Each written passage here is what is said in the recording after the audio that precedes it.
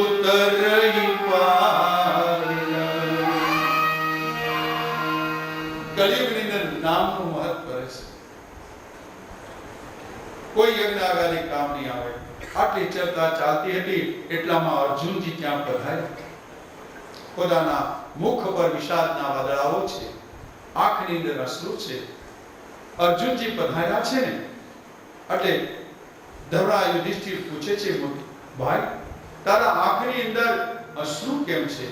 તારા મુખ ઉપર વિષાદના વાદળાઓ કેમ છે?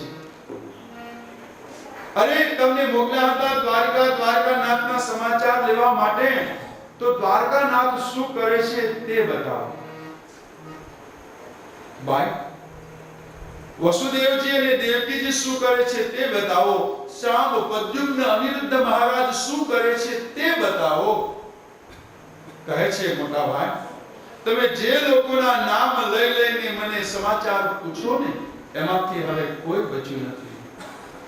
યા તો મહોમાહે લડી બ્રાહ્મણના શ્રાપને નિમિત્ત કરી અને ભગવાન સ્વધામ પધાર્યા છે.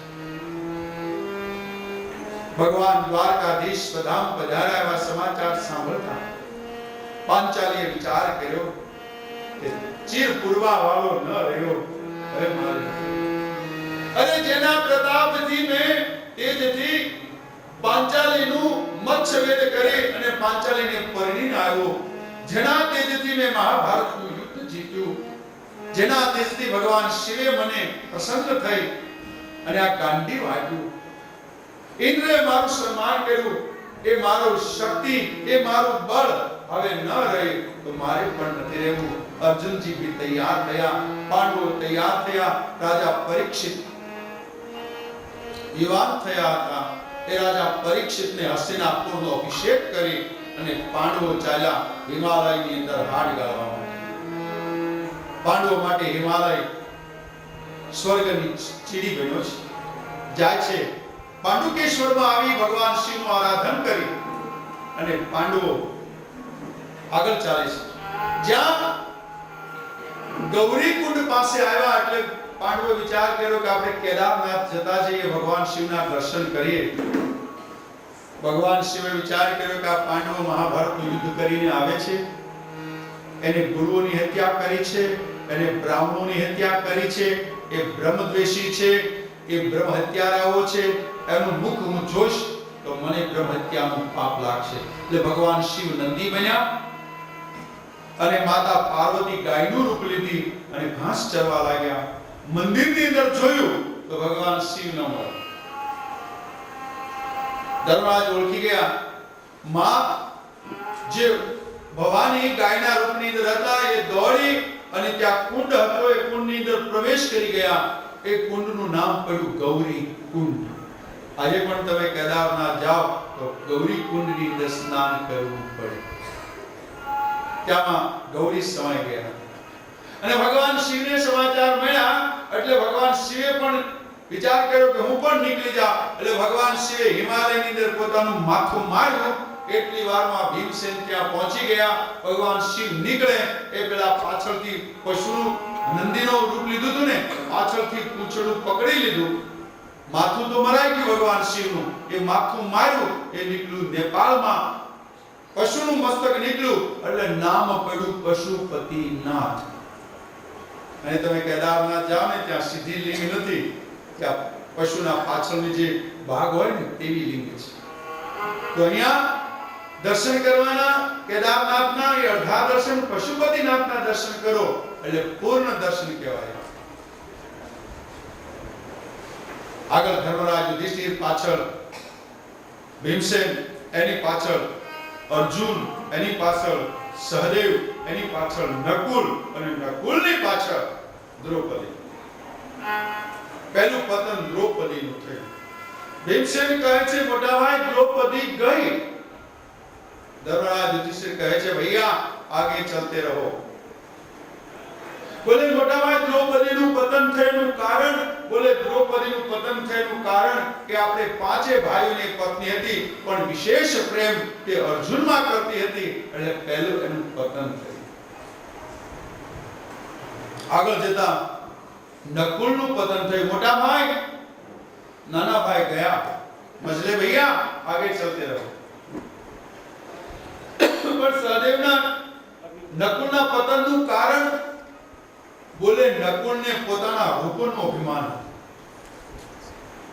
આગળ ગયા સહદેવનું પતન થયું. બોલે મોટા ભાઈ સહદેવ ગયો, બોલે ભૈયા આગે ચલતે રહો. બોલે સહદેવજી ગયાનું કારણ બોલે સહદેવને પોતાના જ્ઞાનનું અભિમાન હતું. આગળ ગયા અર્જુન, ભૈયા પાથ ગયા, ચલતે રહો. એનું કારણ બોલે અર્જુનને એના ગાંડીવનું અભિમાન હતું. थोड़ी बार પછી ભીમસેન पतन થવાની તૈયારી, મોટા भाई मेरा भी पतन हो रहा है, मेरा कारण बोले मजले भैया आपको खाने में बहुत रुचि थी इसलिए ભીમસેન નું પતન થયું. એટલી વારમાં સ્વર્ગના દ્વાર પાસે પહોંચ્યા. સાથે કૂતરો હતો અને દ્વાર ઉપર ઉભેલા યમના દૂતે કીધું, મહારાજ તમારે સ્વર્ગમાં જવું હોય તો તમારી સાથે કૂતરો છે ને લઈ જવામાં નહીં આવે, અને જો કૂતરો જશે તો તમને લઈ જવામાં નહીં આવે. ધર્મરાજ યુધિષ્ઠિર કહે છે, જો કૂતરાને જો સ્વર્ગ મળતું હોય તો મને નરક જવામાં પણ કોઈ વાંધો નથી. અને જ્યાં કૂતરાને જવાની અનુમતિ આપી તો કૂતરાની અંદર ભગવાન સાક્ષાત ધર્મરાજના ભાઈ યમરાજ પ્રગટ થયા. અને યમરાજે ધર્મરાજનું સ્વાગત કર્યું. મહારાજ તમે તમારા જિંદગીની અંદર એક વખત ખોટું બોલ્યા છો ને, એક ખોટું બોલવાથી તમારે એક પલ માટે નરકમાં જવું પડશે. આખી જિંદગી ધર્મરાજ યુધિષ્ઠિર પોતાના જીવનમાં ખોટું નહોતા બોલ્યા, પણ મહાભારતના યુદ્ધના સમયે અશ્વત્થામાને મારે નહીં ત્યાં સુધી દ્રોણ ગુરુ મૃત્યુ ન પામે એટલે ભગવાન દ્વારકાધીશે કીધું કે તમે અશ્વત્થામા મરાણો કહો. ધર્મરાજ યુધિષ્ઠિર કે હું ખોટું ન બોલું. જો તમે ખોટું નહીં બોલો તો ગુરુ દ્રોણાચાર્ય નહીં મળે, કારણ કે એને વરદાન હતું એના પુત્રના મરવાના સમાચાર મળે તો હથિયાર નીચે છોડે. અને અશ્વત્થામા તો શબ્દ અમરમાં એનું નામ છે. તો અમે કોઈ બોલશું તો ગુરુ દ્રોણ સાચું નહીં માને, પણ તમે બોલશો તો સાચું માનશે. ખબર છે ધર્મરાજ કોઈ દિવસ ખોટું નહીં બોલે, અને જો તમે નહીં બોલો તો આ યુદ્ધ પૂર્ણ નહીં થાય. પણ બોલે તમારે એટલું જ કહેવાનું છે, અશ્વત્થામો હતઃ, બસ બાકીનું સંભાળે ભગવાન કે. અને તરત ભગવાને અર્જુનને કીધું, અર્જુન યુદ્ધની અંદર એક અશ્વત્થામા નામનો હાથી હતો, એ અશ્વત્થામાને માર.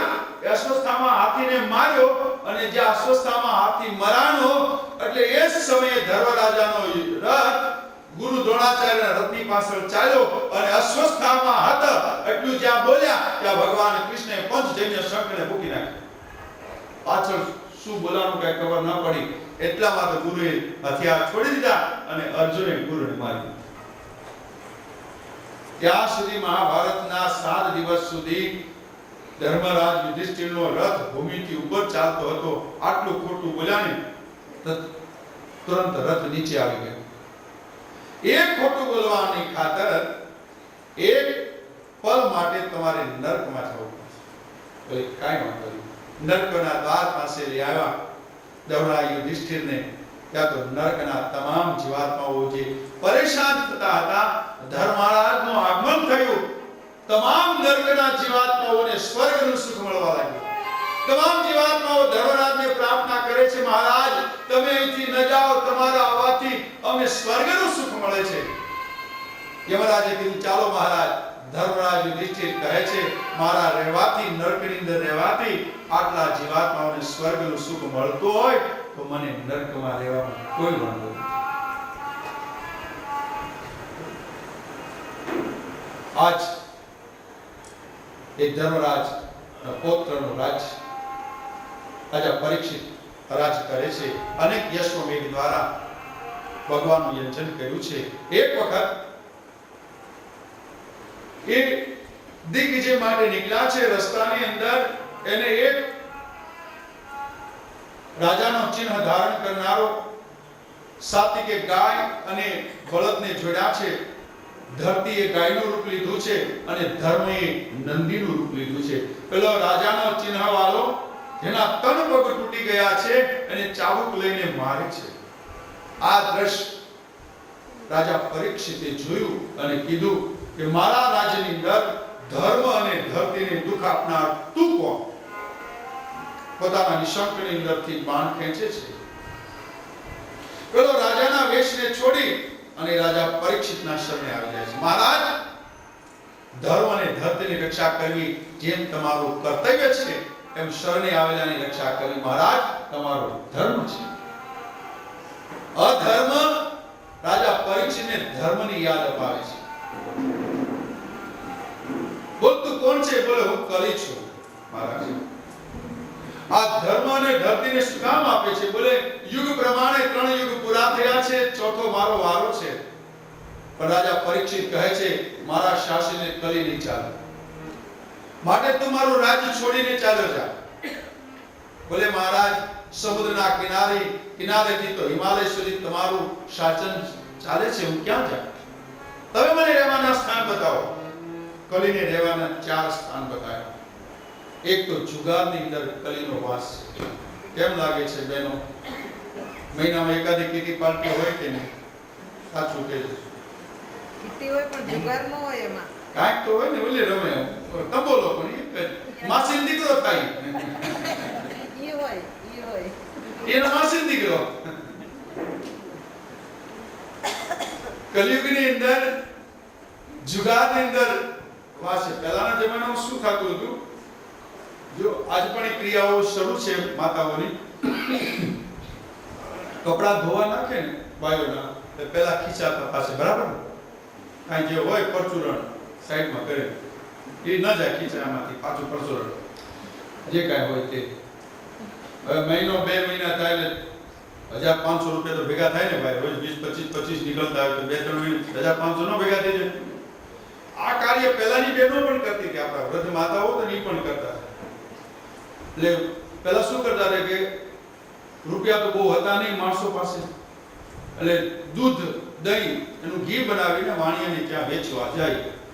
જે કાંઈ ઘરની અંદર જોવે વસ્તુ એમાંથી લઈ આવે, હિસાબ કરે એટલે વાણિયો કહે કે હવે માં તમારા 2 આના વધ્યા. એ જમાનાની વાત છે. 2 આના વધ્યા, બોલેલા 2 આના લઈ આવે. હવે ત્યારે કાંઈ અલમારી કે એવું કાંઈ હતું નહીં, એટલે આપણો ચોકટ હોય ને દરવાજો, એની ઉપર ગોખલો એક રાખતા નાનો, એમાં માં પૈસા ભરાવી દે. હવે મહિના 2 મહિના ચાલે, 4 આના 12 આના જેવું થઈ જાય. એટલે પછી દાદા વાડીએથી આવે ને, એટલે દાદાને કહે કે આજે તમે વાડીએ જાઓ ને તો રસ્તામાં ગોર બાપાનું ઘર આવે ને, તો એને ત્યાં કહેતા જજો કાલ આપણે સત્યનારાયણ ભગવાનની કથા કરવી છે. તો દાદા કહે કે હવે દાદા આવશે કથા કરવા તો કંઈક દક્ષિણા દેવી પડશે. હવે જાનામાં 4 આના દક્ષિણા આપતા તો બહુ કહેવાય. અરે આપણે વાડીએ રીંગણાય નથી થતા, નકર 1 કિલો રીંગણાય આપી દે દાદાને. પછી તમે જાઓ, હું જોઈ લઈશ. વાણિયાની દુકાને ખાંડ ને હોય, ઘી તો ઘરનું હોય, લઈ આવે. સત્યનારાયણ ભગવાનની કથા કરે. હવે સત્યનારાયણ ભગવાનની કથા તમે કેટલી વખત કરાવી છે? ઘણાએ કરાવી, ઘણી વખત, ઘણા બેઠા છે, બરાબર? તમારો ક્વેશ્ચન છે કે સત્યનારાયણ ભગવાનની કથાના કયા અધ્યાયની અંદર કઠિયારાની કથા આવે ઈ કહો, એ પછી આ કથા આગળ હાલે. સત્યનારાયણ ભગવાનના 5 અધ્યાય, એ 5 અધ્યાયની અંદર કયા અધ્યાયની અંદર કઠિયારાની કથા આવે તે કહો. 3 ક્વેશ્ચન તમારી પાસે, ઓપ્શન 5 છે. હું 3 કહું છું. 3 હાલો 3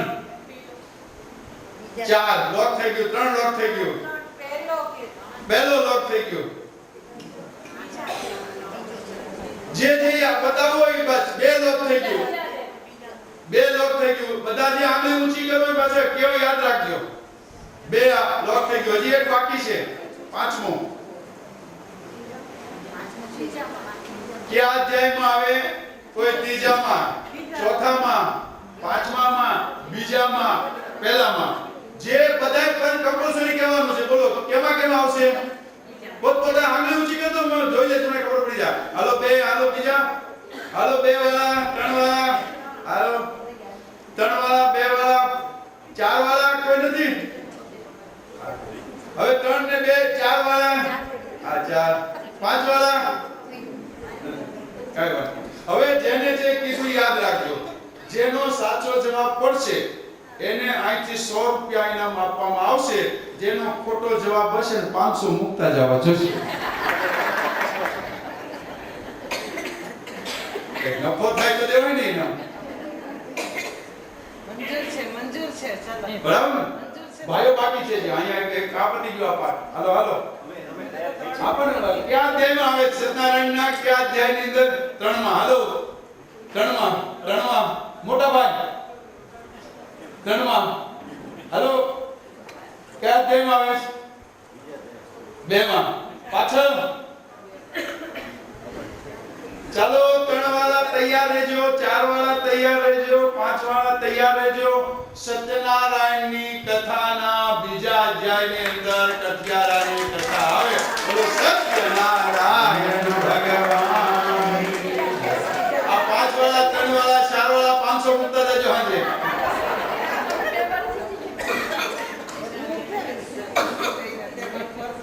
2 વાળા 100 લઈ જજો, વાંધો નહીં. પેલા 3 વાળાને મુકાવજો 500 પછી લઈ જજો.